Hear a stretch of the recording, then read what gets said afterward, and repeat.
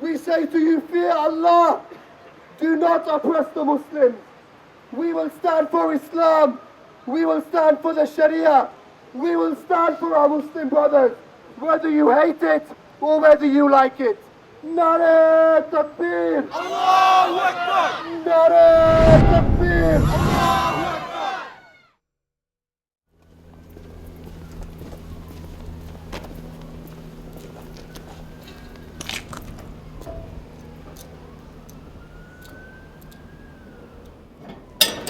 My name's Abu and I'm 29 years old. I converted to Islam around 10 years ago, and I've been engaged in activities that are, calling for the implementation of the Sharia. I've had the opportunity to, be in the company of people like Anjum Chowdhury and study under him, and that has led me to an understanding of how beautiful Islam and the Sharia is and what Islam can offer. When I converted to Islam, it was post 9/11. So for me, Islam was like the talking point in the media.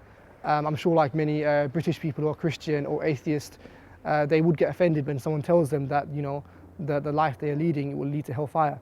But if you just reflect for a bit and think, look, ultimately let's swallow a bit of pride and adopt the path which is better for us. When the Islamic State is established, there will be a foreign policy. And if there is no treaty with this country, then there will be, a policy of warfare.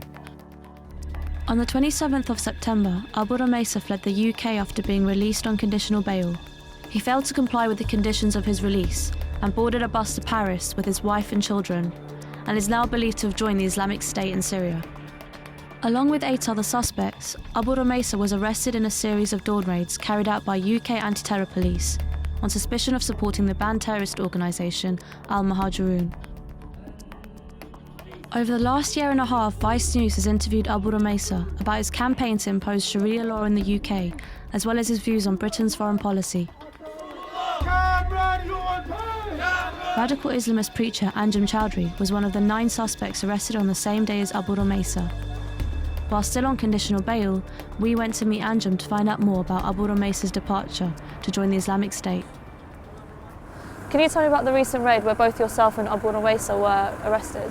Yeah, as you know, the government had a vote in Parliament on the 26th of September this year, where they voted to bomb Muslims and murder them in Iraq and Syria, and they raided us the day before. They said to our lawyer that they thought that we were planning some kind of attack, that we had declared that there was no covenant of security. Obviously, it was a complete lie.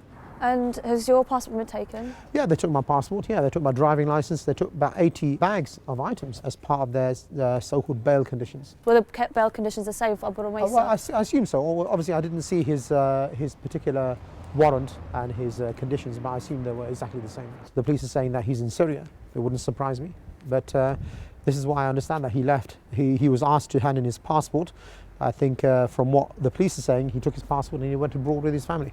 You're talking about a region now which is bigger than Britain. All of the vices like alcohol, drugs, pornography, prostitution, gambling, etc. are completely eradicated. They provide the basic needs for the people in terms of food, clothing and shelter, things like water, gas, electricity, etc. free of charge.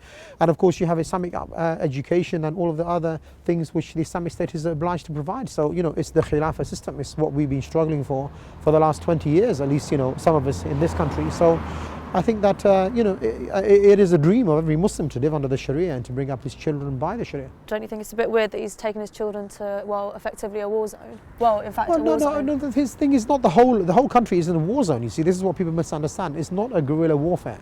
It's not like people are on the mountains of, Tora Bora or somewhere where they're being bombed.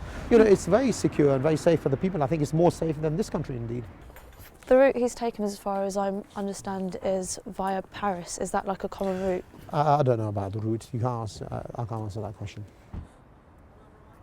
Let's stop talking about the preachers of hate. Let's stop talking about Anjum Chowdhury as being the problem. He's not the problem. The real preachers of hate are David Cameron. The real preachers of hate and violence are, those, MPs in Parliament who are allowing soldiers to fire bullets of extremism at innocent men, women and children in Afghanistan. What is it? Motors? It's Islam. Islam. Over here is a small business that I ran, a Bounty Castle High business. So Initially, this den was used for storing all this material, but the more we got more involved in our campaigns, we realised that space was needed for our materials. I would like my family to embrace Islam. When you read the description of hellfire and the Day of Judgment, it's something that is very, very tough. And to know that someone that has grown up with you for many years is going to go down that path as well if they don't change, of course that is something that hurts. But you can only try your best. So how come you yourself didn't go? Well, I don't have a passport, do I? Well, but before the trial, Well, you before did I had have a passport, what I basically said, which is a lot of people said, is that when I go, if and when I go, I'll go openly, publicly, and I'll make sure that it's clear that this kind of action, just to go there to live there with your family, is not actually a criminal offence. They need to make that clear, because I think many Muslims will want to go there.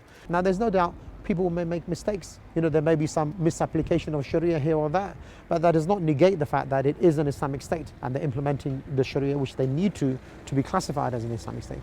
So do you believe Abu Rumaysa would have gone to Syria to live or to fight? I think he would have gone there to live, quite frankly. I mean, I can't postulate because, I'm not with him, so I can't say anything about his own situation. I didn't even know he was there, quite frankly. All I knew was that he didn't turn up, to the court the other day when we were reviewing the bail conditions. What if you were to find out he wanted to come back?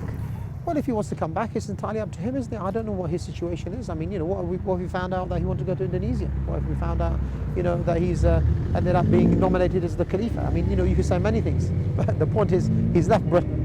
We assume he's living under the Islamic State. It's what he wanted to do. But I think definitely he wanted to go to the Islamic State and he wanted to live there, bring up his children there, witness the Sharia. He said that to most of the media.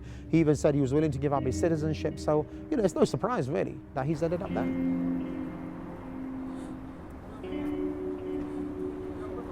So we believe that whenever the Sharia is established, the pure Islamic State, maybe in Iraq or Syria, that one day that the leader will wage jihad and annex Britain into the Islamic State. And we're not going to forget Europe. We're not going to forget Britain. The armies will be sent here to conquer these lands.